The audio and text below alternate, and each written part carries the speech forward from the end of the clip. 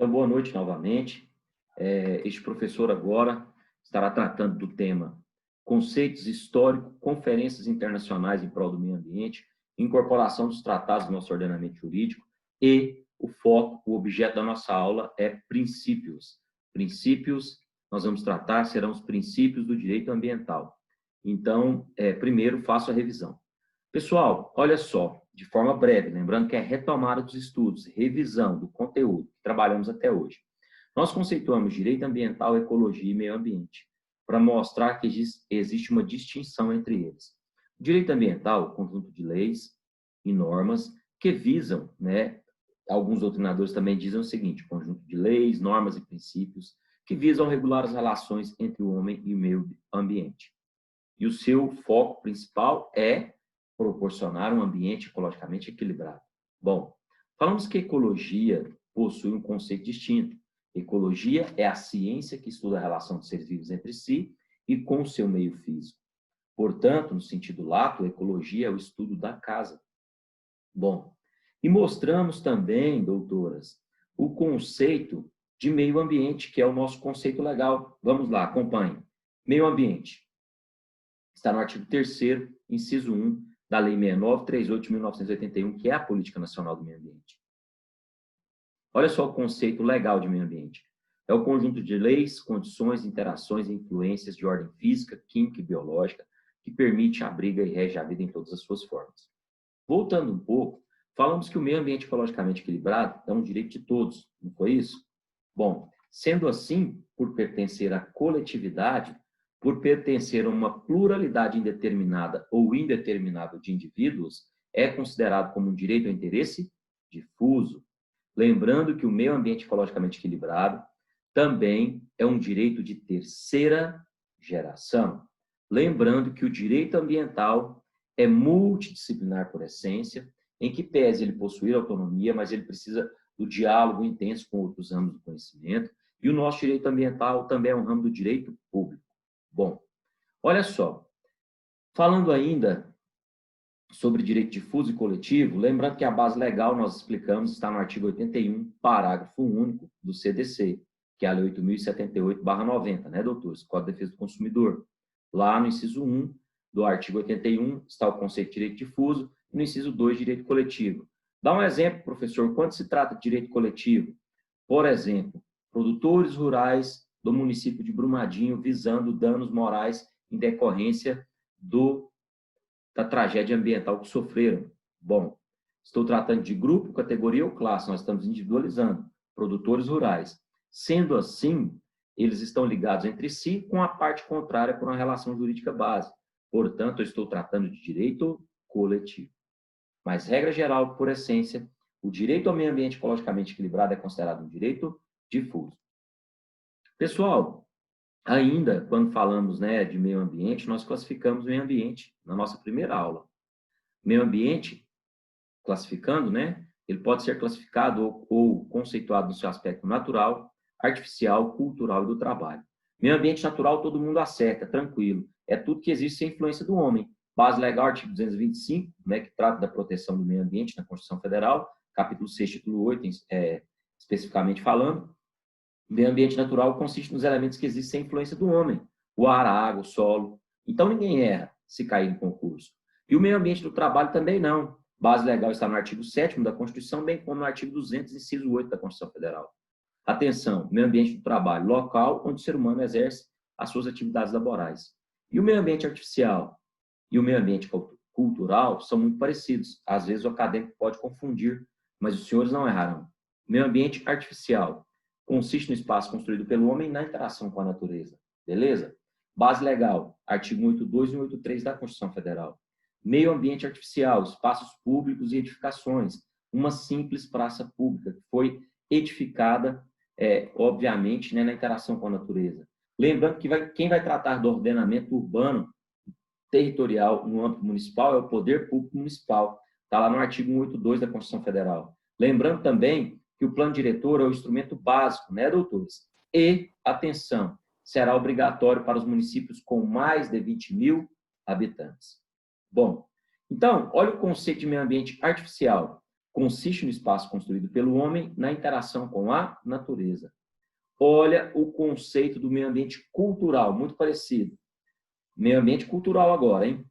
Consiste no espaço construído pelo homem na interação com a natureza, mas que detém um valor agregado especial. Se detém um valor agregado especial, estamos tratando de direito ou estamos tratando de meio ambiente cultural. Professor, qual é a base legal? É o artigo 200 e 216 da Constituição Federal, tá bom? Professor, dá exemplo aí de meio ambiente cultural, patrimônio histórico, patrimônio arqueológico, paisagístico e cultural. Professor, não entendi ainda, vamos lá. Eu dei um exemplo da simples praça pública como meio ambiente artificial. Agora, uma praça que existe, né, já falei na aula passada, estou repetindo, que existe há vários e vários anos no município, tem árvores centenárias, a sociedade, a comunidade local realiza festas, reuniões, feiras e assim sucessivamente. Este meio ambiente, que apesar de ser artificial, possui um valor agregado especial, sendo assim é um meio ambiente cultural. Bom, ultrapassada essa revisão, eu falo agora dos atos internacionais no nosso ordenamento jurídico. Haja vista que eu vou trabalhar, que eu já trabalhei com os senhores, as conferências internacionais. Lembrando da importância, né, doutores, das conferências, porque foram a partir das conferências que surgiram os nossos princípios do direito ambiental. Por isso, a necessidade de falarmos das conferências em prol do meio ambiente. E quando eu falei das conferências, eu também comentei algumas questões sobre a incorporação dos tratados no nosso ordenamento, que eu faço a revisão agora. Lembrando que um ato internacional, os países signatários estão obrigados a cumprir o que foi pactuado. Porém, quando nos esbarramos com as questões internas, com a legislação interna dos estados, nós temos uma problemática, né? Obviamente, em especial no que tange a questão ambiental. Lembrando que o professor conceituou tratado, que pode ser bilateral, convenção, que pode ser multilateral ou bilateral, acordo, né, que é um ajuste, protocolo, que serve para designar as intenções ou final, né, de uma determinada conferência, declaração, que serve para afirmar, para ratificar o que foi tratado. Lembrando ainda que o professor também falou da incorporação dos tratados no nosso ordenamento. Quem pode celebrar atos internacionais no Brasil? Obviamente que é competência privativa do presidente da República. Está lá no artigo 84, inciso 8 da Constituição Federal. Bom, e eles têm que ser referendados pelo Congresso Nacional, competência exclusiva do Congresso Nacional, em especial quando apresentar, né, elementos gravosos para o patrimônio nacional. Sendo assim, é competência exclusiva do Congresso Nacional. Está no artigo 49, inciso 1 da Constituição Federal. Bom, continuando. E esses tratados, ao serem incorporados no ordenamento jurídico, em especial os tratados, eu vou comentar, né, doutores, porque eu falo de meio ambiente ecologicamente equilibrado, que é um direito humano por essência, obviamente, em especial, quando esses tratados em prol dos direitos humanos são incorporados no nosso ordenamento. Qual o status dele? Bom, lembrando que eu comentei o artigo 5º, parágrafo 1º, 2º e 3º. Parágrafo 3º foi inserido por meio da emenda constitucional número 45 de 2004, turma. Atenção, se os tratados internacionais em prol dos direitos humanos forem incorporados no nosso ordenamento por meio de quórum qualificado, qual seja, em cada casa do Congresso Nacional, em 2 turnos, por 3/5 dos votos dos seus respectivos membros, eles serão equivalentes à emenda constitucional. Ponto. Ninguém erra. Caiu em concurso, todo mundo acerta. Obviamente. Por quê? Passou pelo quórum qualificado, assunto encerrado. Equivalente à emenda constitucional. Professor, mas o senhor acabou de citar que a emenda constitucional 45 é do ano 2004. E os atos internacionais em prol dos direitos humanos que foram incorporados anteriores? Bom, aí vamos lá. Agora existe divergência. Uma determinada parte da corrente doutrinária entende que esses tratados internacionais em prol dos direitos humanos, ao serem incorporados no nosso ordenamento, terão status supranacional. Quer dizer que eles estarão acima das nações, acima das constituições. Inclusive, quem defende essa corrente no Brasil é o ministro Celso Mello. Outra corrente que entende que esses atos internacionais em prol dos direitos humanos, ao serem incorporados no nosso ordenamento, terão natureza ou status constitucional. Sidney Guerra, Flávio Pelvezan, professor Valério Mazzuoli, tá certo? Outra parte minoritária entende que eles terão status de lei ordinária, esquece essa corrente. E o entendimento do STF, que eles terão status ou natureza supralegal. Quer dizer o quê, doutores? Que está acima das leis, porém abaixo da Constituição. Então, não vamos errar. Se cair em concurso, os senhores marcarão status supralegal. Mas se passar pelo quórum qualificado, professor, aí não tem dúvida, né? É equivalente à emenda constitucional. Exemplo, Convenção Americana dos Direitos Humanos dos Portadores de Deficiência, que ocorreu no ano de 2007, que o Brasil foi signatário, ratificou por meio do decreto 168 de 2008, né? E foi aprovado por quórum qualificado. Em suma, alterou em grande parte do nosso ordenamento jurídico, né? Em especial o Código Civil, tá certo? Porque ele foi incorporado com status equivalente à emenda constitucional, tá certo? Tranquilos, doutores? E depois, doutores, nós falamos das conferências, né? Lembrando que, no que tange às conferências, a Conferência de Estocolmo, que ocorreu na Suécia no ano de 1972, foi um divisor de águas para a questão ambiental. Por quê? Idealizou-se, né, nesta conferência o Dia Internacional do Meio Ambiente, que é o dia 5 de junho. Surgiram muitos debates, bem como a criação de ONGs, partidos verdes. O dia criou-se, a partir de Estocolmo, o direito internacional ambiental, né? Surgiram vários princípios do direito ambiental, em especial, né, tratou-se da responsabilidade ambiental, do princípio do desenvolvimento sustentável. E após a Conferência de Estocolmo, formalizou-se o conceito do princípio do desenvolvimento sustentável no relatório Nosso Futuro Comum, no ano de 1983. O Protocolo de Kyoto tratou da redução das substâncias que destroem a camada de ozônio. A Rio 92 foi referência, porque tratou-se de vários princípios na Rio 92. Por exemplo, desenvolvimento sustentável, que foi o princípio 1 da Rio 92. O princípio 3 foi o princípio da solidariedade intergeracional, princípio da participação, princípio da precaução. Enfim, o surgimento dos princípios ambientais contemporâneos, eles são relevantes, as conferências são relevantes, porque os princípios ambientais contemporâneos surgiram a partir das conferências internacionais. Tá bom? Em suma, essa é a nossa revisão. Se houver alguma dúvida, os colegas poderão se manifestar por meio do nosso Zoom Group Chat, né, que é o ambiente de conversas aí que os senhores poderão digitar, ou então pode ligar o microfone, pedir a ordem e se manifestarem. Mas vamos lá, dando continuidade. Turma, agora eu falo dos princípios do direito ambiental.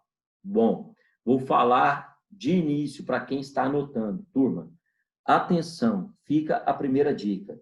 Todo princípio tem caráter preventivo. Todo princípio tem caráter preventivo.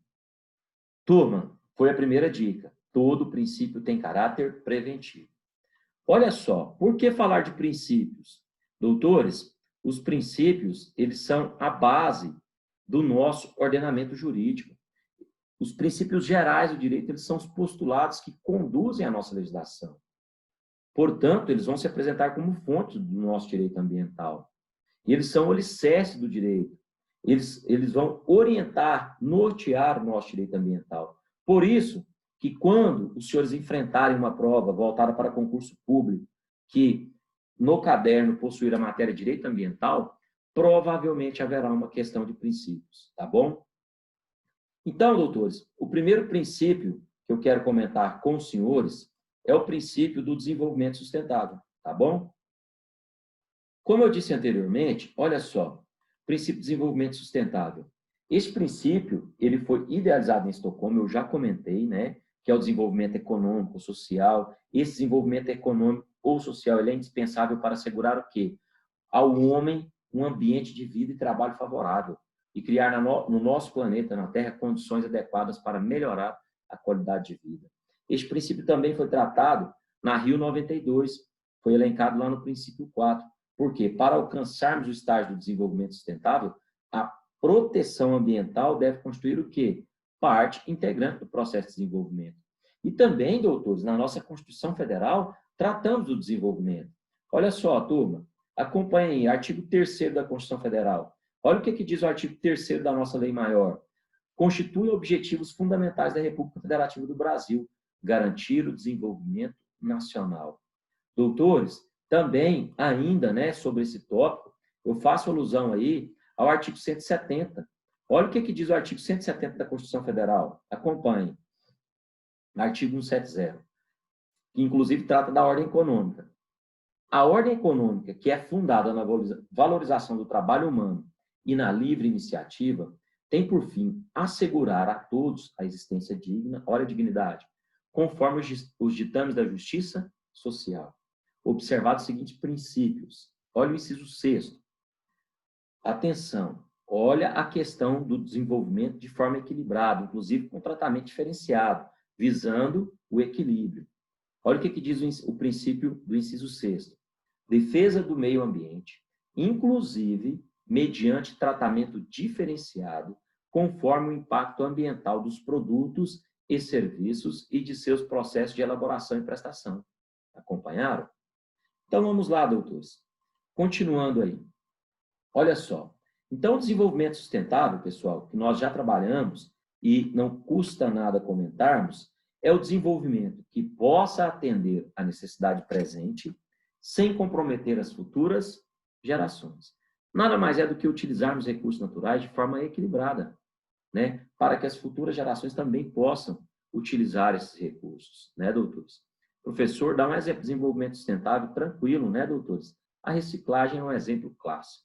Bom, então olha só, pessoal, já dei aquele recado, né, aquela dica no início, que pode cair na sua prova e vai cair no concurso, afirmando que todo princípio tem caráter preventivo. Vai outra dica, outra observação, doutores. Pessoal, normalmente, atenção no que eu vou dizer agora, turma, normalmente o nome do princípio vai te mostrar o que vem a ser esse princípio. Olha aí, princípio do desenvolvimento sustentável. Desenvolvimento de forma equilibrada.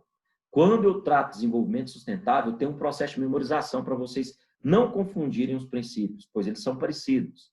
Não confundir desenvolvimento sustentável com ambiente ecologicamente equilibrado, nem com solidariedade intergeracional, que eu ainda vou tratar. Olha só, princípio do desenvolvimento sustentável. Lembrem-se, bases de produção e reprodução. Crescimento sustentável, equilibrado. Se eu estou falando de desenvolvimento sustentável, eu vou me lembrar, né, de bases de produção e reprodução, crescimento. Tá bom? Então, olha só, doutores. Após o princípio de desenvolvimento sustentável, eu falo do princípio da ubiquidade. Turma, este princípio, ao meu ver, enquanto doutrinador do direito ambiental, ele está inserido nos demais. Porém, cai no concurso de forma apartada, bem como é tratado nas doutrinas. Sendo assim, eu vou comentar. O próximo princípio é o princípio da ubiquidade. Doutores, princípio da ubiquidade. Quer dizer o quê? Ubíquo significa, né, é a característica do que existe ou está praticamente na maioria dos lugares. Pronto, é o significado. Agora, o princípio da ubiquidade, ele se consubstancia no entendimento de que o meio ambiente é ubíquo, ou seja, ele está presente em toda parte, em todo o planeta. Sendo assim, qualquer lesão que ocorra pressupõe reflexos, atenção, diretos ou indiretos em toda a natureza. Tá certo? Então, olha só, doutores, eu vou estar sempre voltando, revisando, não se preocupem. Falo de novo. Normalmente, a nomenclatura, o nome do princípio vai te mostrar o que vem a ser esse princípio. O ubíquo está presente na maioria dos lugares, que é o caso do meio ambiente. Sendo assim, os danos ambientais eles têm reflexos diretos ou indiretos na natureza. Por isso, a necessidade de preservar e respeitar o meio ambiente. Olha só, falamos do princípio do desenvolvimento sustentável, agora o princípio da ubiquidade. Acabamos de comentar, correto? Vamos tratar agora do nosso princípio das responsabilidades comuns, porém diferenciadas. Como assim, professor? Me explica melhor. Princípio das responsabilidades comuns, porém diferenciadas? Sim. Vamos lá. Este princípio está concatenado com o princípio da cooperação entre os povos. São muito parecidos, mas eu vou mostrar a distinção, tá? Contudo, são complementares, obviamente. Princípio das responsabilidades comuns, porém diferenciadas. Nós não falamos de tratados e atos internacionais, doutores. Nós não tratamos na aula passada de consciência planetária ambiental, de preocupação ambiental no aspecto global. Eu não falei que os danos ambientais eles não respeitam limites nem barreiras, doutores. Chuva ácida, processo de desertificação, queimadas. As queimadas que têm início no Brasil, às vezes vão até ao país vizinho, que é a Bolívia. Às vezes tem início da Bolívia e vem para o Brasil, né? Como eu disse, os danos ambientais não respeitam barreiras, muito menos limites. Por isso, a necessidade de entendermos a legislação e aplicarmos de forma concatenada. Por isso, a relevância dos atos internacionais ambientais. Vamos lá. Doutores, princípio das responsabilidades comuns, porém diferenciadas. Olha só, todos têm responsabilidade, todos têm o dever de proteger o meio ambiente. No entanto, ao realizar essa proteção no aspecto internacional, determinados estados ou países, né, ou nações, possuem uma condição melhor ou maior do que outros países. Exemplo, países desenvolvidos e países em desenvolvimento. Vou explicar. Olha só, um tratado, lembrando que o tratado pode ser bilateral entre dois países. Um tratado internacional entre Brasil e Bolívia visando a proteção ambiental da nossa região amazônica. Inclusive, né, ali é o limite, né, da nossa barreira entre Brasil e Bolívia, das nossas fronteiras. Doutores, olha só, esse ato internacional ele visa a proteção da nossa floresta amazônica. O Brasil vai, obviamente, né, pode firmar por meio de um protocolo que dentro dos próximos 5 anos o Brasil vai investir 10 bilhões na proteção da Amazônia. Olha a responsabilidade. É comum, Brasil e Bolívia. No entanto, a capacidade de proteger o meio ambiente ela é distinta. Então, vamos lá. Princípio das responsabilidades comuns, porém diferenciadas.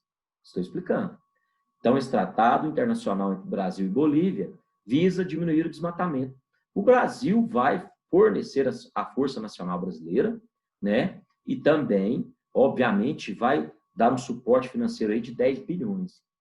E a Força Nacional com 5 mil homens. A Bolívia, em contrapartida, que possui um poder econômico menor do que o Brasil, vai ofertar 1.000 homens e apenas 2 bilhões de reais. Entenderam aí o exemplo? Princípio das responsabilidades comuns, porém diferenciadas. Em síntese, todos os estados têm a responsabilidade comum de preservar o meio ambiente, doutores. Contudo, a capacidade dos estados para atingir tal fim, ela é diferenciada. Nesse sentido, é necessário adotar padrões ambientais com obrigações diferenciadas para os estados. Tranquilos, pessoal? Então, olha só, falamos até agora princípio de desenvolvimento sustentável, princípio da ubiquidade e princípio das responsabilidades comuns, porém diferenciadas. Bom, só para facilitar o entendimento, né, doutores? Só para facilitarmos o entendimento, agora eu falo do princípio da cooperação dos povos. Ou, também denominado pela doutrina, de princípio da cooperação entre os povos. Vocês poderão perceber, como eu disse no início da aula, o nome do princípio vai te mostrar o que vem a ser o princípio. Então, eles são muito parecidos, né? Responsabilidades comuns, porém diferenciadas. Agora, o princípio da cooperação entre os povos. Doutores, este princípio encontra respaldo na nossa Constituição Federal, tá? Lá no seu artigo 4º, inciso 9, pois institui o princípio das relações internacionais da República Federativa do Brasil, né? E um princípio nas relações internacionais está a cooperação entre os povos para o progresso da humanidade. Doutores, olha só, quando eu falo do princípio da cooperação entre os povos, basta memorizar o seguinte: dentre as áreas de interdependência entre nações está o meio ambiente.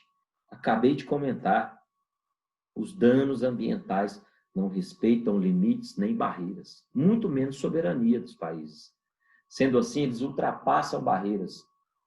Portanto, a cooperação entre os povos na proteção ambiental é fundamental. Vou repetir de novo. Dentre as áreas de interdependência entre nações está o meio ambiente. Inclusive, base legal está no artigo 4º, inciso 9 da nossa Constituição Federal. Turma, falamos do princípio do desenvolvimento sustentável, falamos do princípio da ubiquidade, falamos do princípio da cooperação entre os povos, das responsabilidades comuns, porém diferenciadas. Então, vamos lá, eu estarei sempre voltando, não se preocupe. Dica, lembrando que todo princípio tem caráter preventivo e, normalmente, o nome do princípio vai te mostrar o que é este princípio. E lembrando que no próximo encontro eu faço uma revisão do conteúdo no início da nossa aula. Doutores, o próximo princípio que nós vamos trabalhar é o princípio do ambiente ecologicamente equilibrado. Quando eu falar do ambiente ecologicamente equilibrado, eu volto no princípio do desenvolvimento sustentável e depois vou para o princípio da solidariedade intergeracional. Por quê? No concurso público e no exame da Ordem dos Advogados do Brasil, eles vão confundir os senhores, tá certo? São princípios parecidos. Bom, eu falei que princípio do desenvolvimento sustentável, os senhores vão se lembrar, bases de produção e reprodução, crescimento de forma equilibrada. Lembrando que crescer de forma sustentável, desenvolver de forma sustentável, é utilizar os recursos naturais da atualidade sem comprometê-los para as gerações que estão por vir. Ponto. Beleza? Agora, princípio do ambiente ecologicamente equilibrado. Este princípio, ele está elencado na nossa Constituição Federal, no capítulo 6, título 8, que trata da proteção do meio ambiente. Lá na parte inicial do artigo 225, que diz o seguinte: todos têm direito ao meio ambiente ecologicamente equilibrado. Doutores, então olha só, falamos de desenvolvimento sustentável, agora eu estou falando do princípio do desenvolvimento ou do ambiente ecologicamente equilibrado. Está lá na Constituição Federal, parte inicial do artigo 225. Todos têm direito ao meio ambiente ecologicamente equilibrado. Turma, olha só, este princípio do ambiente ecologicamente equilibrado configura uma extensão do direito à vida, à sadia qualidade de vida. É um direito humano por essência. Dignidade, ambiente ecologicamente equilibrado. Então, se cair no concurso, vocês vão se lembrar. Princípio do ambiente ecologicamente equilibrado. Configura, estou conceituando, configura uma extensão do direito à vida, à sadia qualidade de vida. Princípio de desenvolvimento sustentável, base de produção e reprodução, crescimento equilibrado. Tá certo? Agora, princípio do ambiente ecologicamente equilibrado, configura uma extensão do direito à vida, à sadia qualidade de vida. Acompanharam aí, pessoal, a distinção entre os dois? Olha só. Agora eu comento com vocês o princípio da solidariedade intergeracional. Olha só, doutores, este princípio da solidariedade intergeracional, ele busca assegurar a solidariedade da presente geração em relação às futuras gerações. Para que essas futuras gerações, para que as gerações vindouras também possam usufruir de forma sustentável dos recursos naturais. Então, o princípio da solidariedade intergeracional é a solidariedade da presente geração em relação às gerações futuras. Olha o nome, doutores, solidariedade intergeracional. É a solidariedade entre gerações. Tá certo? Deixa eu ver aqui se alguém colocou algum... Ah, não, colocaram não. Estava olhando aqui no chat para ver se tinha algum comentário, alguma pergunta. Vamos lá, doutores. Olha só, e este princípio da solidariedade, professor Edis, ele vai dividi-lo em sincrônica e diacrônica. Solidariedade sincrônica é a solidariedade da geração presente. E a diacrônica é através do tempo. É a solidariedade da geração atual para com as vindouras. Então, olha o nome, solidariedade intergeracional. É o dever da geração atual de proteger o meio ambiente para as gerações que estão por vir. É a solidariedade entre gerações. Viram que o próprio nome vai te mostrar o que vem a ser o princípio? Então, vamos lá. De novo, para ninguém confundir desenvolvimento sustentável com ambiente ecologicamente equilibrado com solidariedade intergeracional. Vamos lá? Princípio de desenvolvimento sustentável. Quando eu for me lembrar de desenvolvimento sustentável, basta os senhores memorizarem. base de produção e reprodução, crescimento de forma equilibrada.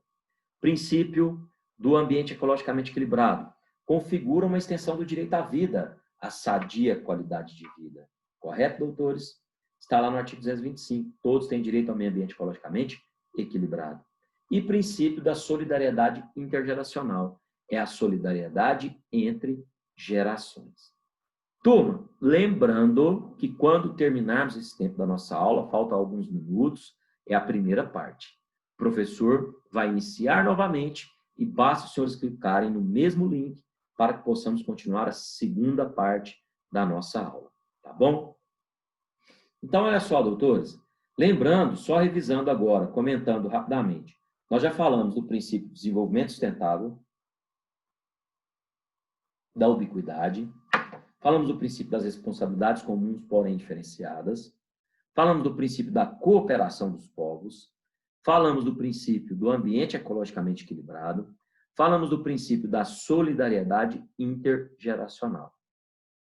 Bom, agora eu comento o princípio do limite. Turma, olha só. Lembrando que eu não vou comentar todos os princípios do direito ambiental. Estamos aqui comentando os princípios gerais, os princípios fundamentais. Haja vista que a doutrina trabalha uma quantidade gigantesca de princípios ambientais. Porém, eu comento com os senhores os que são cobrados em concurso.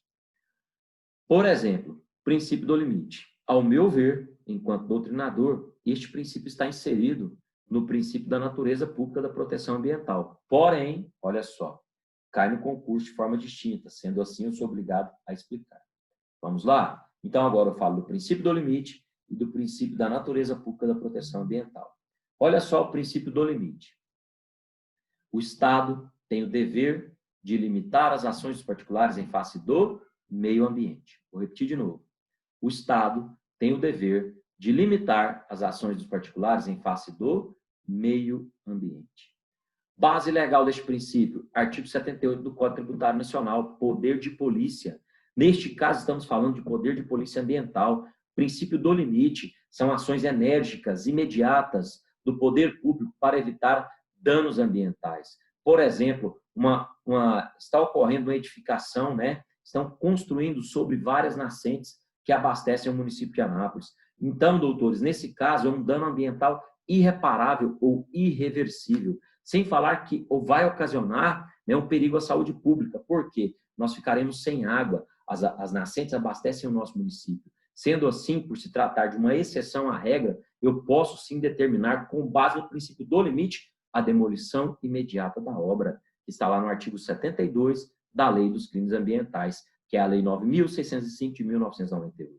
Então, olha só, doutores, princípio do limite. O Estado tem o dever de limitar as ações dos particulares em face do meio ambiente. Estou falando de poder de polícia ambiental. Olha o nome, princípio do limite. Bem, agora eu vou falar e vou mostrar a distinção de um outro princípio que é muito parecido, que é o princípio da natureza pública da proteção ambiental. Olha só, doutores, agora eu estou falando do princípio da natureza pública da proteção ambiental. Este princípio, olha o tanto que eles são parecidos.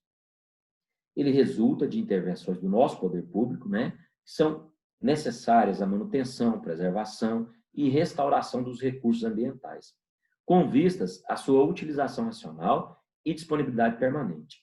Mas, professor, qual a base legal deste princípio? A base legal é o artigo 2º, inciso 1, da Política Nacional do Meio Ambiente, que é a Lei 6938 de 1981. Professor, o senhor disse que ele é muito parecido com o princípio do limite, inclusive o princípio do limite estaria inserido no princípio da natureza pública da proteção ambiental.